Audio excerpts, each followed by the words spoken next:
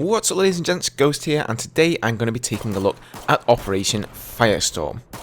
Now this map definitely stays true to its name, as you can see as I blow up that oil spill on the ground there. You can set pretty much anything on fire on this map, and that really is the main Levolution event. I wouldn't really say that this map has a sort of big Levolution event like Caspian Border does with taking down the big tower there, but rather a lot of map destruction. You can see I blew up that little red and yellow thing that was sticking out of the pipe.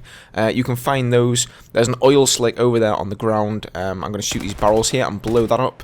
So you can pretty much blow up anything in the map that appears to be explosive. And it does change the map somewhat. When you blow up those little red and yellow canisters there, a jet of flames ends up coming out, and that is going to make the catwalks a little bit more difficult to traverse.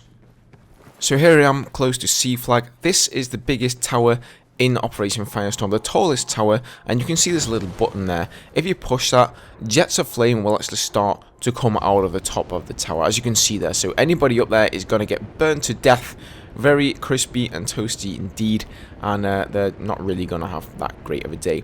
Coincidentally, this is also the tower that you need to use in order to achieve the assignment to unlock the Gull sniper rifle. It states that you can either get 5 kills from the Operation Firestorm tower or the Caspian Border tower, and in regards to Operation Firestorm, this is the tower in question. Now, there is also another assignment on this map, and the requisite is actually to start 5 fires on the map Operation Firestorm. You shouldn't find it too difficult, and you get rewarded with a pretty nice camo. As you can see, these fuel tanks just explode in a huge burst of flames there, making a lot of smoke and brimstone.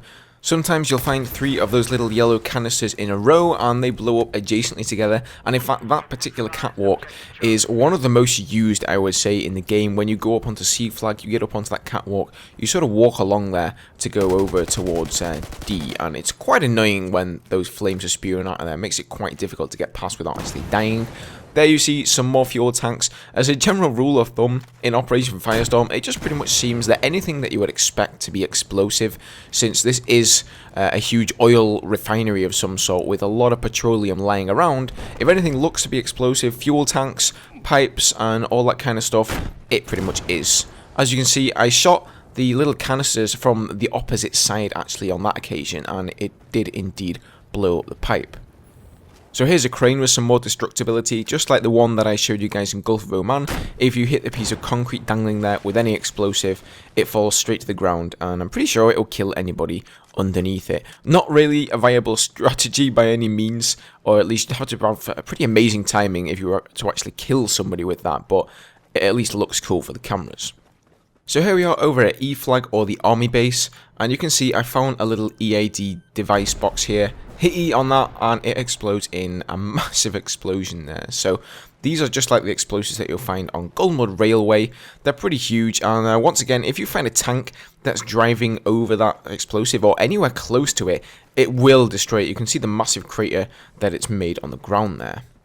Now, there is one other IED device that I know of on this map. You follow this little ravine here down to this half section of pipe that's buried in the ground.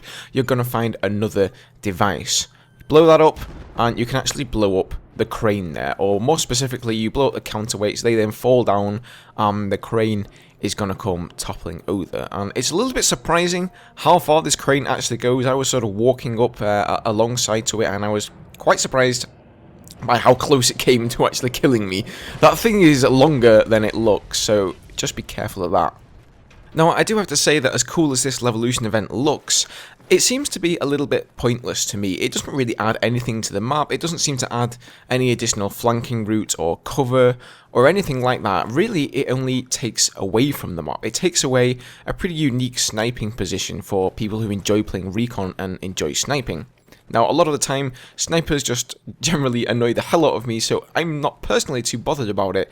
But I can definitely see, from somebody who enjoys playing recon, that it must be extremely annoying for somebody to take out that crane just by hitting one button. And once everybody knows where that device case is for that specific IED, it's going to happen at the beginning of every single round. I would really prefer for DICE to implement a system like I did in Caspian Border, where you have a timer, and if you want, you can actually go and stop that Levolution event.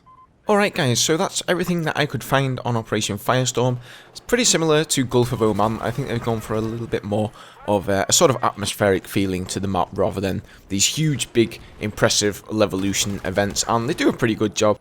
When you start out the round on Operation Firestorm, there isn't that much chaos going on. I mean, okay, things are pretty messed up, I will give them that. There are tanks that are sort of strewn around the place, covered in sand and pieces of shrapnel, and you know, you can see the place has been in chaos. But by the end of the round, there is just fire everywhere.